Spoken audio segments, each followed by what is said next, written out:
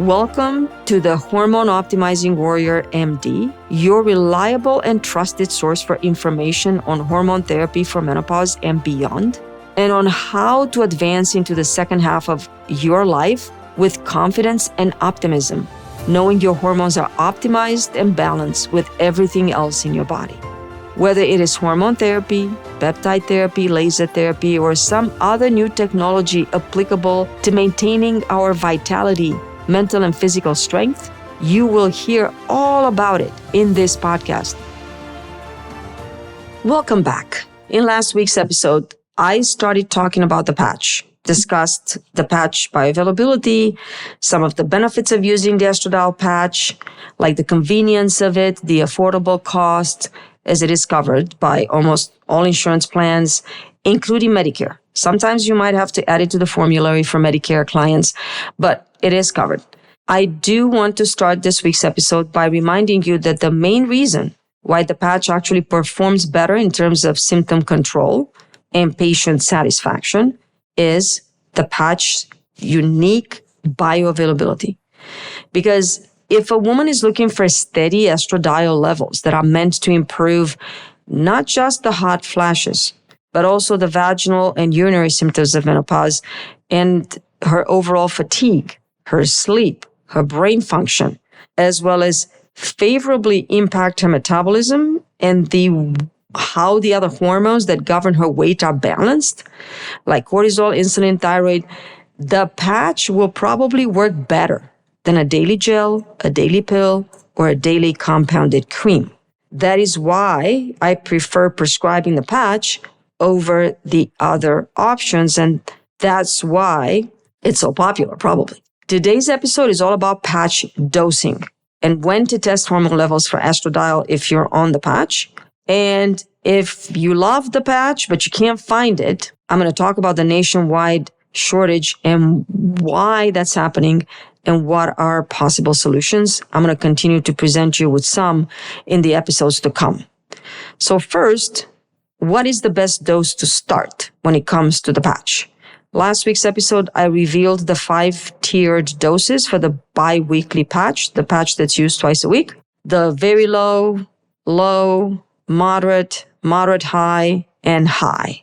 Now, should you start low and increase gradually, or should you take into consideration the amount of estradiol your body had up to the point when the treatment decision is made, therefore base the decision on age and interval of time for menopause?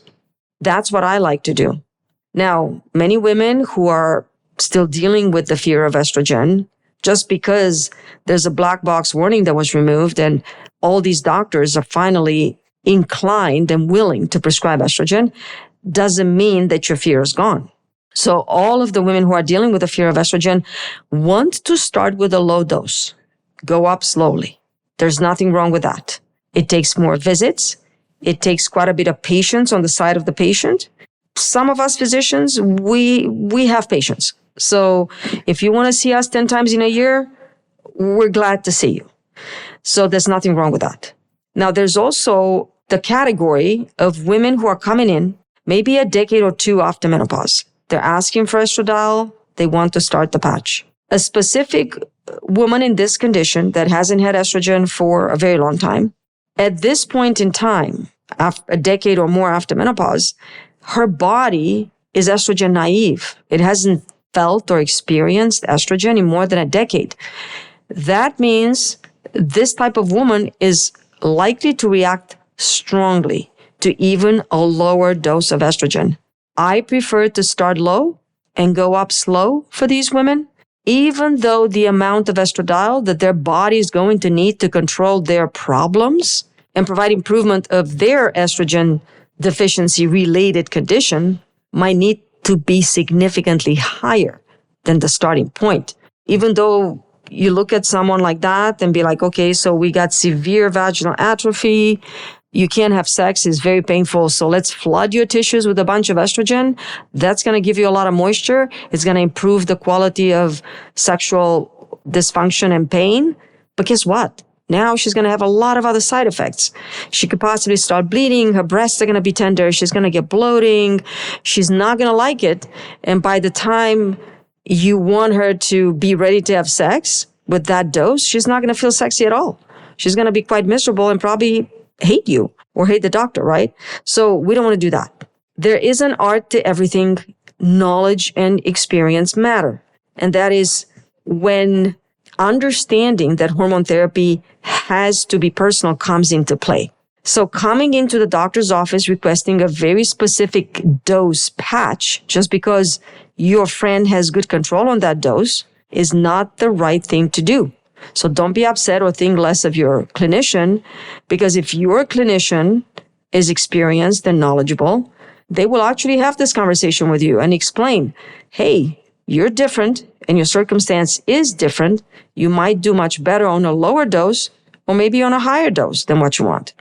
Now, I do personally believe that younger women who are barely entering menopause, they are used to much higher levels.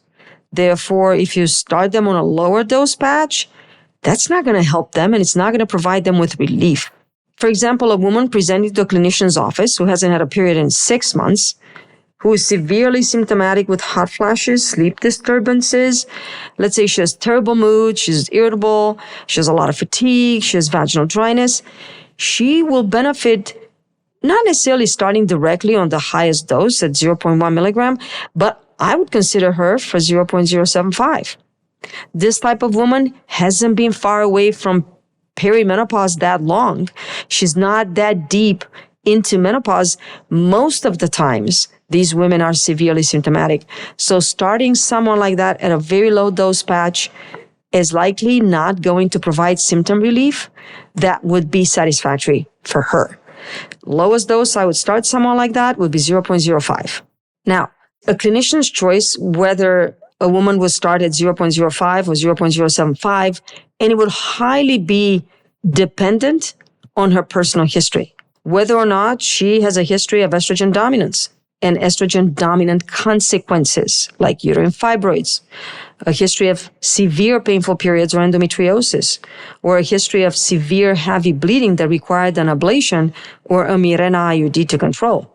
All of this information is highly useful and very important, and unfortunately is one of the things that makes the patch dosing highly limited, because it doesn't always allow for a lot of flexibility or ability to personalize a whole lot in terms of dosing for these women.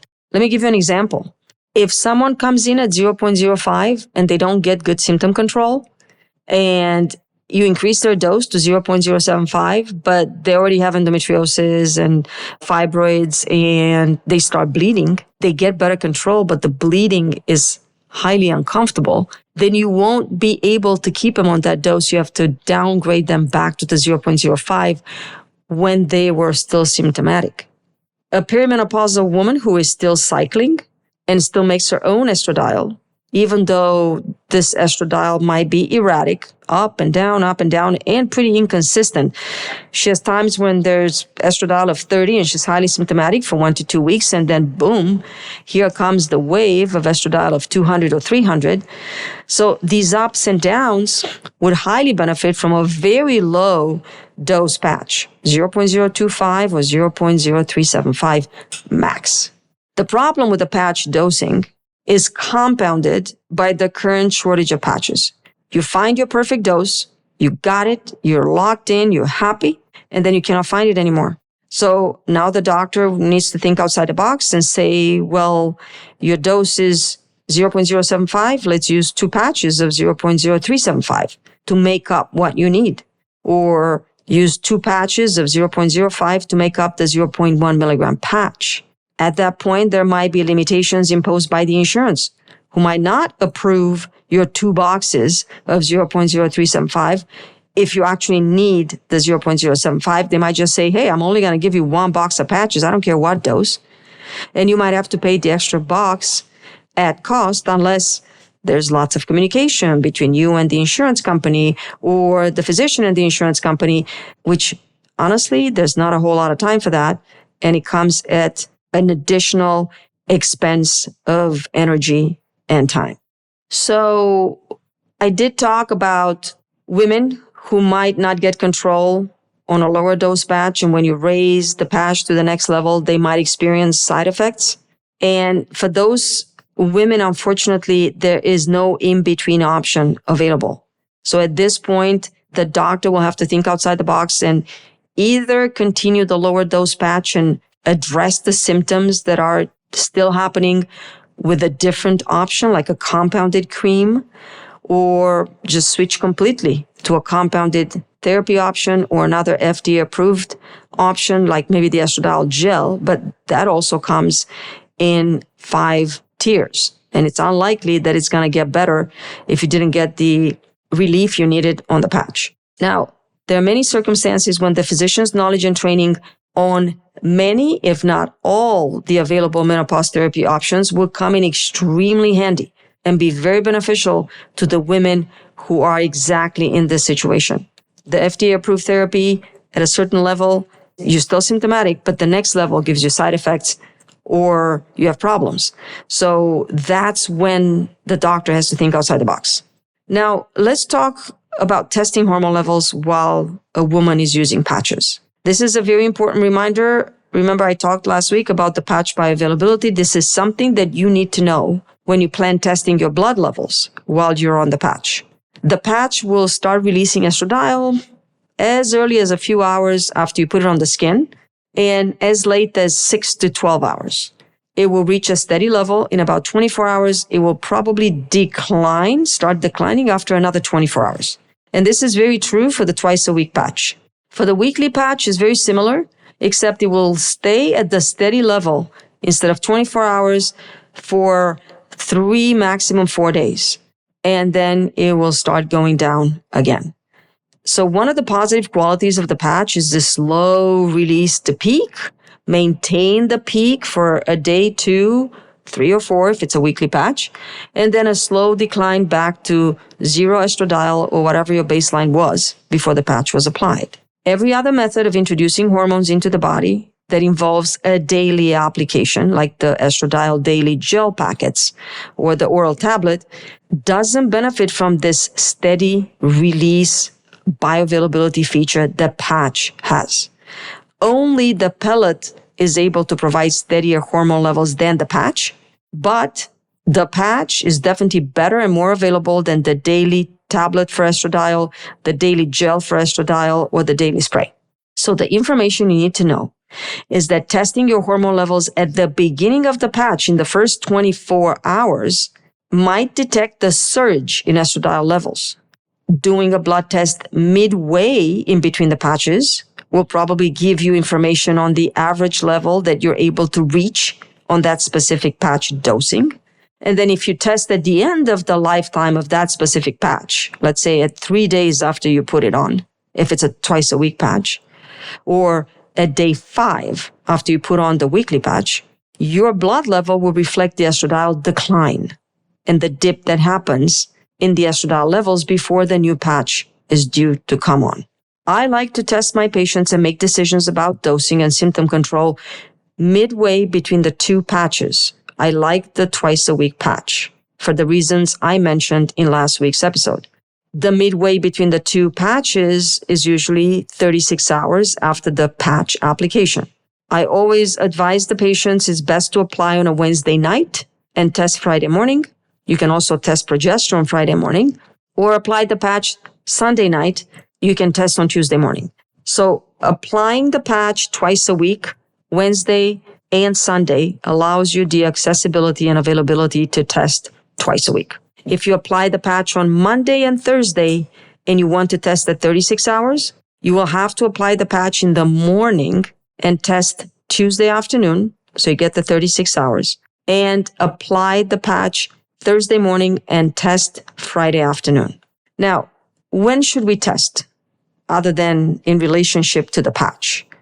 Well, you should always consider testing after the dose of the patch is changed, or if you experience side effects on the prescribed current used dosing for the patch.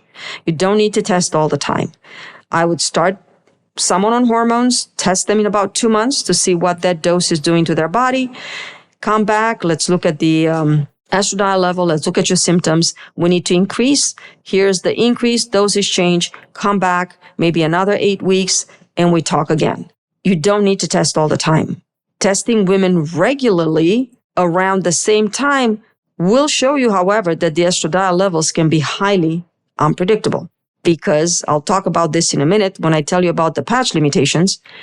But this is why I love testing FSH, because it gives the physician and the woman a better indication of the overall estradiol exposure on that specific patch.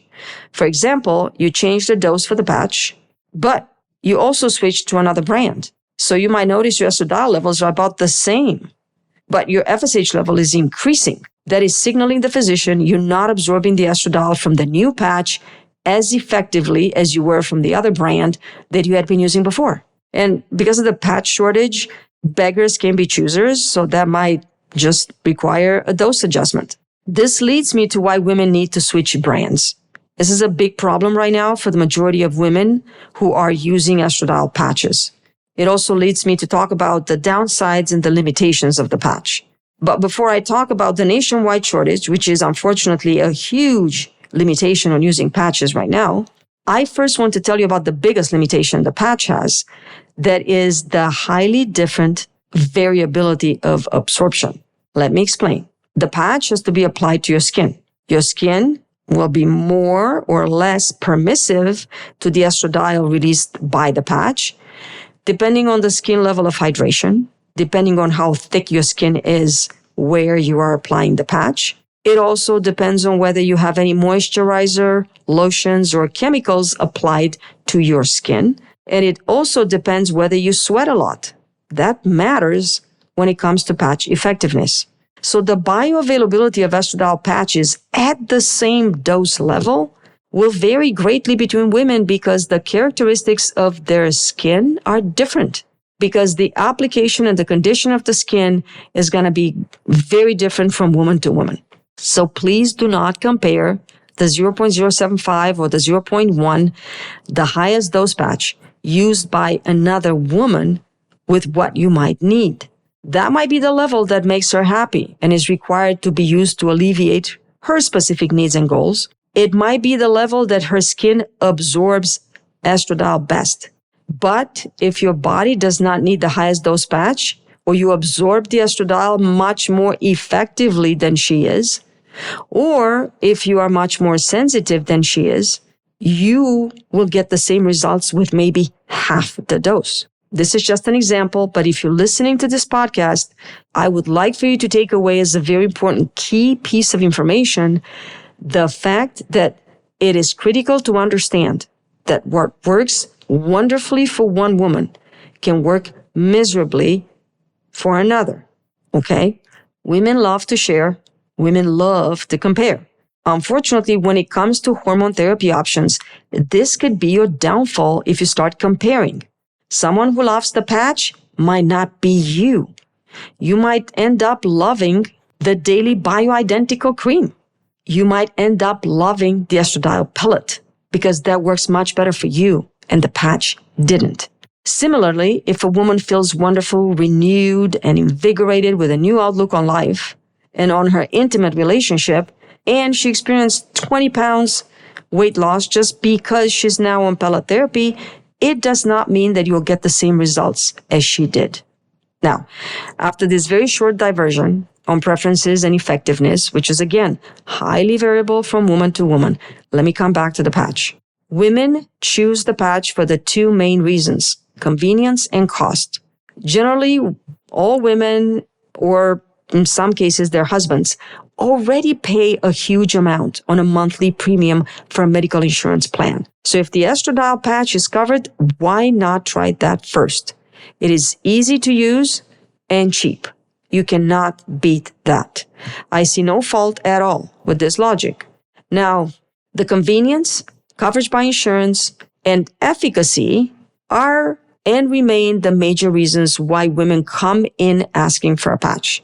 It is the most popular first-line therapy that women are willing to try. Simple, convenient, cost-effective, works for more than 50% of the women who would like to use it. The biggest limitation of the estradiol patch right now, and likely to stay with us for the next 2 years, I'm predicting this is going to last for an entire decade, is the patch shortage. So let's chat a little bit about that. The main problem with the patch right now and the main limitation is that you might not be able to get it. If you're a new patient and would like to try it, you might not be able to find it at the local pharmacy or the adjacent pharmacies or different types of pharmacies like CVS, it's your pharmacy. Now you're going to try out Walgreens or other kinds, right? You might not even find it at mail order pharmacies. If you're an established estradiol patch user, you might have significant difficulty being able to continue a treatment that has worked so well for you in the past because of this surge in demand.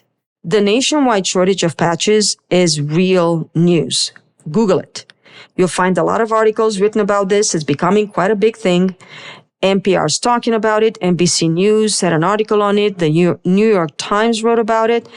ABC News just did a piece on it recently. And here is the issue that I foresee. This shortage is likely here to stay. It will not get any better. Now, I don't want to hijack the podcast topic with this discussion of why there's such a big shortage, but I do believe that the patch users should know what they're up against and what the future holds for them in terms of patch availability. The number one reason for this shortage is the huge rise in popularity of hormone therapy after the black box warning was removed. It was taken off the transdermal and vaginal estrogen products. You might say, well, wait a minute. Consumer demand drives the market. But when it comes to patches, this does not apply. So let me explain why. The demand for patches has not just grown. It has spiked to such an extreme that it stresses a system that has not been built with the capacity to accommodate a significant growth in demand. If you didn't get that, just play me back and repeat it. Let me explain how that happened. The estradiol patch delivery system apparently is a highly engineered, complex, and pretty sophisticated multi-layered device. It's not just a Band-Aid that's releasing estradiol. The manufacturing of the patch requires a very special adhesive coating membrane production line, requires very specific controlled raw materials and very tightly regulated and validated production processes. Unfortunately, this type of infrastructure only exists in a very limited number of manufacturers worldwide. We have a few of these companies in the United States of America. That includes Noven Pharmaceuticals, the maker of Vivel, Dot, and Minivel. And they also make a few authorized generics. We also have Sandoz, Mylan, Amneal, and Zydus, Zydus. There is only 5 companies that are capable to manufacture patches for the entire United States of America. What is more complicated is the fact that one manufacturer's coating equipment is often required for the production of multiple brands and generic products at the same time. Therefore, any quality problem causing a manufacturing delay at one facility can cause ripples and have huge consequences across the majority of the national supply. Now, if you get the curiosity and you want to look into it, it turns out that the FDA has listed the estradiol transdermal patches as being in shortage intermittently since 2016, specifically because of these issues with the manufacturers. But whenever there was a shortage, it was for a limited amount of time. People would be able to catch up. The demand was not there. Not that many women wanted estradiol. It wasn't a huge problem. Again, very few women use the patch. Today, this is changing. More and more women demand estrogen therapy, and more women would like to try the patch first. What is also pretty scary when it comes to availability for estradiol patches is the fact that building a new production line or expanding capacity, it's not going to take months. It's going to take years. And many manufacturers that are already running at full capacity are not likely to be able to catch up with the present surge in demand. Consider the fact that generic drugs, which most of these patches are, including generic estradiol patches, They're not operating on huge profit margins. As a matter of fact, all generic drugs probably operate on very thin profit margins. This means that the manufacturer of the generic patches is not going to want to invest a huge amount of capital in a brand new specialized production line for a product whose price is likely going to fall due to the increased competition. Remember, high demand will drive competition. Apparently, this specific economic reality has been the reason behind why a multitude of U.S. generic drug supply chains are so prone to shortages. And it also applies to estradiol patches. You might think, wait a minute, this is a huge opportunity for investment and a great opportunity for profit because the demand is huge. Like I said in the last week's episode, if only 25% of the existing patch users are going to stay on the patch for at least 2 to 5 years, there's a ton of women. So there's plenty of opportunity for profit. However, remember, there's a very short profit margin, so there's no incentive to expand quickly. Because if you're a manufacturer, you're going to end up spending a huge amount of money, probably hundreds of millions of dollars, banking that you're going to get your money back in the next 5 to 10 years. That's if the FDA doesn't come back deciding to put the black box warning back on. Who knows what else is cooking, right? Just kidding. I'm sure that's not going to happen. But the majority of corporations who are running these manufacturing chains are really looking at big profits in the short term. This is big pharma we're talking about here, right? Long-term planning is valuable. No one is going to want to invest a huge amount of money if they don't expect to make it back in less than 3 to 5 years. So the reality is that the incentive to expand manufacturing lines for estradiol patches is very, very weak. Even if the demand for patches is absolutely crazy right now, and it will probably continue to be even more crazy as women are going to want to try more and more estradiol. Many physicians have pointed out that the federal regulators promoted the use of hormonal therapy by removing the black box warning without considering or confirming that the manufacturers could actually meet the consequences of increased demand. And what's worse is the fact that the FDA, as of this moment, is publicly denying that there's a formal shortage for the patch. So even though a multitude of patients and pharmacists are reporting widespread unavailability of the patch, the FDA has not even put it on the shortage list yet. So it's not really doing anything about it. And the reality is that the patch shortage involves every major brand and every generic version of the estradiol patch. So women have to think outside the box and switch brands. They have to switch pharmacies, or they have to switch dosing and make up their dose in multiple patches. They might have to switch to other available estradiol preparations, which I will continue talking about in the next week's episode. And what's most unfortunate is that the majority of these women will actually go without treatment for a significant stretch of time. This disruption in the treatment is impacting their well-being. So if you are one of these women, please call your doctor early. Make a plan, make an appointment, come in and make a plan for an alternative solution because you got to think long-term. This is going to last. This is not a few months. This is going to get worse. This shortage is expected to last well into 2027. I hope I'm wrong, but this could last 5 to 10 years because more and more women are joining the ranks of the demand, of the consumer surge in demand. If 25 to 50% of the women who are going into menopause now or have been in menopause for the past decade are actually going to demand estradiol therapy, the consequences are going to be quite dramatic. This shortage is going to get much worse before it's going to get better. And I anticipate it's going to impact estradiol gel because that's the next most popular alternative. And I'll talk more about that too. Be prepared. Have a plan B. In next week's episode, I'm going to talk about alternative solutions to the patch, but please know that you do not have to worry about going without estrogen if your patch is not available. Make an appointment with your doctor, ask for an alternative. We still have plenty to choose from. The problem is they might be unavailable too. More and more women are trying to use hormone therapy. Now, I will close this week's episode by talking about one of the major downsides of the patch and the reason why I personally chose to pass on the patch when it came to determining what type of estradiol I was going to use, is the ingredients and the adhesive that are contained within the patch. Not many women are allergic to the patch, but unfortunately some are allergic, and some women are allergic to some types of patches, not allergic to other brands. But unfortunately, women who are allergic to all the patches. Therefore, they must choose a different delivery option to introduce estradiol into their bodies. And some women, myself included, have a problem with the idea of a patch stuck to their bodies permanently for years. There are women who prefer a more natural cream or a subcutaneous pellet because it's clean. It simply is just hormone.